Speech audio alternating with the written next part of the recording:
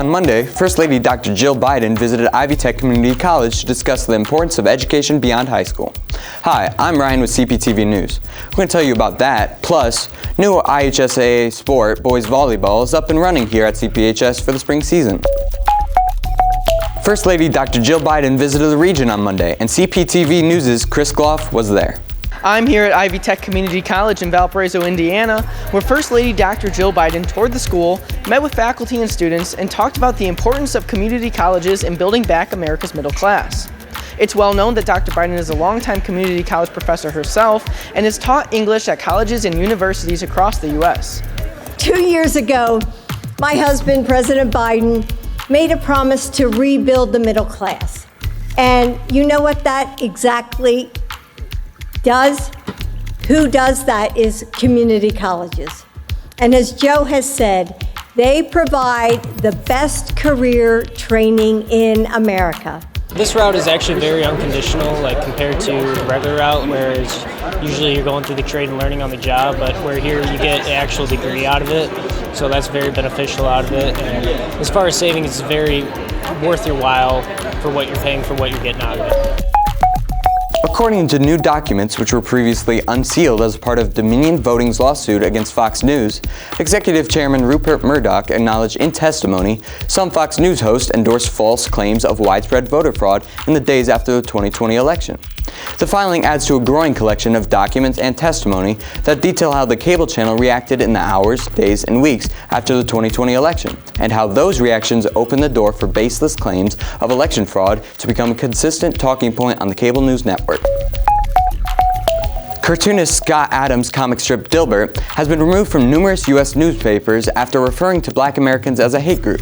In September of 2022, publishers began to drop the cartoon from their papers, and now over 300 media outlets have ceased to publish Dilbert. Gannett, the largest newspaper publisher in the U.S., say they, quote, respect and encourage free speech, but Adams' views do not align with the values of our organization, end quote. Adams later said he was, quote, only advising people to avoid hate, end quote.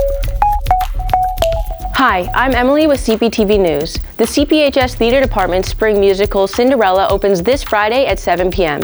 Rodgers and Hammerstein's Cinderella is a new Broadway adaptation of this timeless classic, which introduces new characters and songs to its audience. Children are invited to dress up in costume and stay after the performance for a meet and greet with Cinderella, the prince, and other characters. I think everyone should come and see Cinderella because it's a classic story and we've made it so magical. For more information and to purchase tickets, visit cphstheater.com. Who doesn't like a good old Big Mac? Sasha Forner, a marketing executive from the UK, developed McCheapest.com to track prices of McDonald's famous Juicy Double across the US, after purchasing a few in the NYC area and becoming astonished by the vast price differences.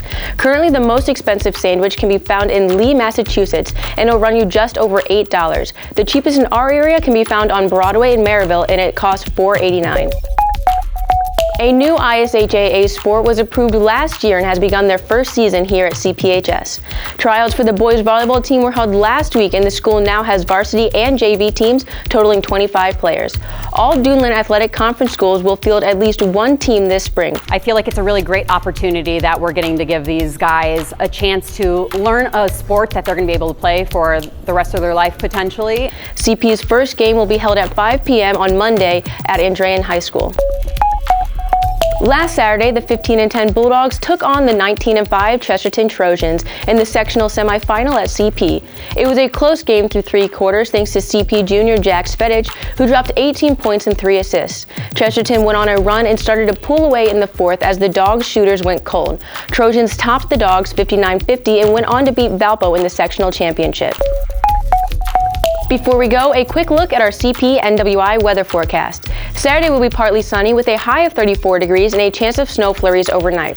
Sunday will see more snow before noon, then mostly cloudy skies with a high of 36, dipping down to 27 overnight. And Monday will be more cloudy skies with a high of 37.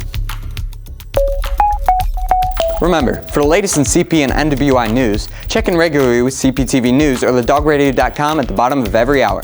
Follow us on Snapchat at CPTV_QuickCUT to catch a replay of this episode or any episodes you may have missed. See you next time.